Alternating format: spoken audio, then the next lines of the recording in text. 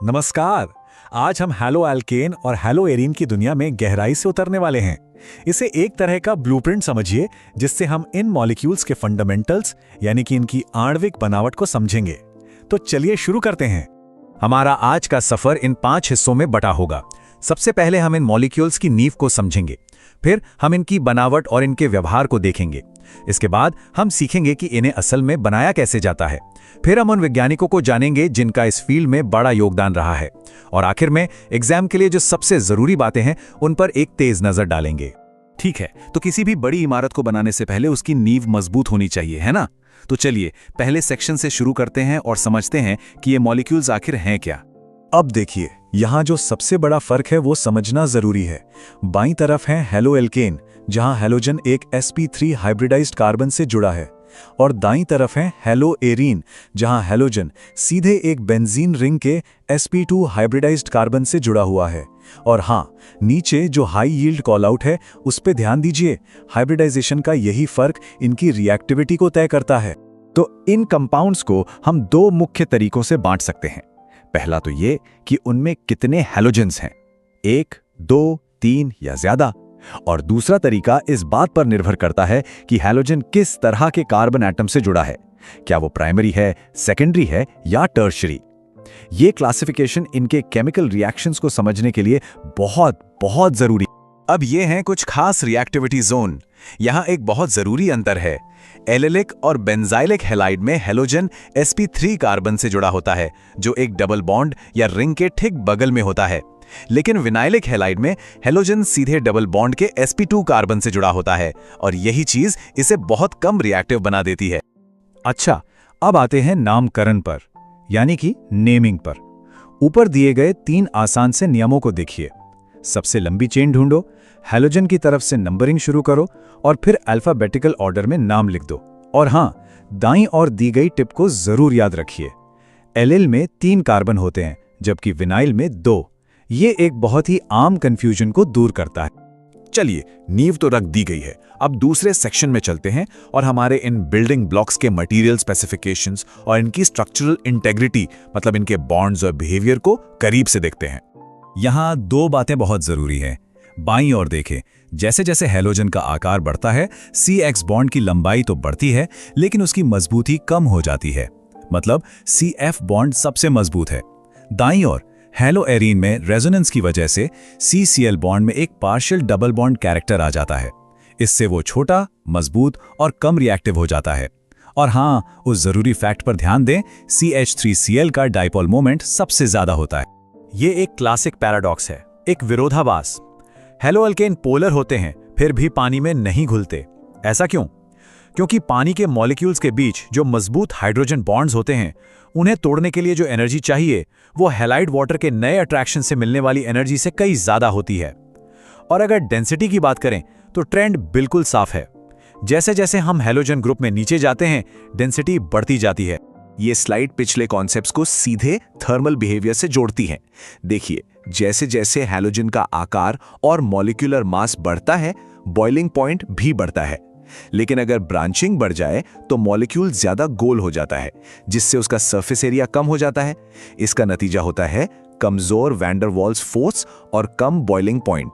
अब आते हैं हमारे ब्लूप्रिंट के सबसे पेचीदा हिस्से पर, फैक्ट्री फ्लोर, जहां हम ये सीखेंगे कि इन मॉलिक्यूल्स को असल में बनाया कैसे जाता है। चलिए तीसरे सेक्शन में चलते हैं। हैलो एल्केन बनाने के लिए जो सबसे आम शुरुआती मटेरियल है वो है अल्कोहल। तो चलिए देखते हैं कि इस पहले फेज में ये काम कैसे होता है। यहां पर अल्कोहल को हैलो एल्केन में बदलने के 3 तरीके दिखाए गए हैं। हैलोजन एसिड, फास्फोरस हैलाइड या थायोनिल क्लोराइड का इस्तेमाल कर सकते हैं। लेकिन थायोनिल क्लोराइड वाले मेथड को गोल्ड स्टैंडर्ड माना जाता है। क्यों? क्योंकि इसके जो बाय प्रोडक्ट्स हैं SO2 और HCl, वो दोनों गैसें हैं जो रिएक्शन से उड़ जाती हैं। इससे हमें एकदम प्योर प्रोडक्ट मिलता है, बहुत ही एफिशिएंट। अच्छा, अल्कोहल्स के अलावा हम हाइड्रोकार्बन्स का इस्तेमाल करके भी हैलो एल्केन बना सकते हैं। आइए अब इस दूसरे तरीके पर भी एक नजर डालते हैं, जहां 2 बिल्कुल अलग अलग अप्रोच हैं। फ्री रेडिकल हैलोजिनेशन, जिसके लिए यूवी लाइट की जरूरत होती है, एक ऐसा मिक्सचर बना देता है जिसे अलग करना मुश्किल होता है, इसलिए इसकी यील्ड कम होती है। दूसरी तरफ इलेक्ट्रोफिलिक एडिशन बहुत सटीक है। ये मार्कोनिकॉफ के नियम को फॉलो करता है, लेकिन अगर पेरोक्साइड मौजूद हो तो खराश इफेक्ट की वजह से ये एंटी मार्कोनिकॉफ प्रोडक्ट देता है। कभी कभी मॉलिक्यूल बनाने का सबसे आसान तरीका होता है सिर्फ एक हैलोजन को दूसरे से बदल देना। ये फेज बस इसी बारे में है, कुछ खास नेम रिएक्शंस का इस्तेमाल करके हैलोजन्स की अदला बदली करना। ये दो क्लासिक नेम रिएक्शंस हैं। फिंकलस्टाइन रिएक्शन सोडियम आयोडाइड का इस्तेमाल करके खास तौर पर आयोडो एल्केन बनाती है। दूसरी तरफ श्वार्ट्ज रिएक्शन मेटल फ्लोराइड्स का इस्तेमाल करके फ्लोरो एल्केन बनाने के काम आती है। दोनों ही अपने अपने काम के लिए बहुत स्पेसिफिक और असरदार हैं। और अब हमारे कंस्ट्रक्शन मैनुअल का आखिरी फेज। अब हमारा पूरा ध्यान इस पर होगा कि एक एरोमेटिक रिंग पर हैलोजन को कैसे जोड़ा जाए। हेलोअरीन बनाने के लिए एक तरीका है डायरेक्ट हेलोजिनेशन, लेकिन इसके लिए एक लुईस एसिड कैटलिस्ट की जरूरत होती है और इसकी कुछ सीमाएं भी हैं, जैसे कि फ्लोरीन के साथ ये रिएक्शन बहुत विस्फोटक हो सकती है। एक दूसरा तरीका है हंस-डीकर रिएक्शन, जो कार्बोक्सिलिक एसिड के सिल्वर सॉल्ट का इस्तेमाल करता है। और ये स्लाइड बहुत ही शानदार तरीके से दिखाती है कि डाइजोनियम पाथवे कितना पावरफुल है। हम एनालिन से शुरू करके बेंजीन डाइजोनियम क्लोराइड बनाते हैं, जो एक तरह का सेंट्रल हब है, और फिर यहां से 4 अलग अलग रास्ते खुलते हैं। सैंडमेयर और गैटरमैन रिएक्शन से क्लोरोबेंजीन मिलता है, पोटेशियम आयोडाइड से आयोडिनेशन होता है, और बाल्श-शिमान रिएक्शन फ्लोरोबेंजीन बनाने का एक अनोखा तरीका है। अब वक्त है उन महान आर्किटेक्ट्स, उन वैज्ञानिकों को सम्मान देने का जिनकी खोजों ने हमारे ज्ञान की नींव रखी है। चलिए चौथे सेक्शन में चलते हैं। ये टाइमलाइन हमें एक सफर पर ले जाती है। 1894 में सैंडमेयर से लेकर 1910 में फिंकलस्टाइन का हैलोजन एक्सचेंज, 1912 में विक्टर ग्रिग्नार्ड के नोबेल पुरस्कार विजेता रिएजेंट्स, 1933 में खराश और मेयो का पेरोक्साइड इफेक्ट, और 1948 में पॉल मुलर को डीडीटी पर उनके काम के लिए मिला नोबेल पुरस्कार। इन सभी ने इस फील्ड को वो आकार दिया है जो आज हम देखते हैं। चलिए अब तक जो कुछ भी सीखा है उसकी सबसे जरूरी बातों पर एक तेज नजर डालते हैं। याद रखिए, सबसे अच्छी प्रिपरेशन मेथड SOCl2 है। सबसे ज्यादा डाइपोल मोमेंट CH3Cl का है। C-F बॉन्ड सबसे मजबूत होता है। खराश इफेक्ट सिर्फ HBr के साथ काम करता है, और हेलोएरीन्स रेजोनेंस की वजह से कम रिएक्टिव होते हैं। ये वो की पॉइंट्स हैं जिन्हें बिल्कुल नहीं भूलना है। और हम आपको इस सवाल के साथ छोड़ जाते हैं।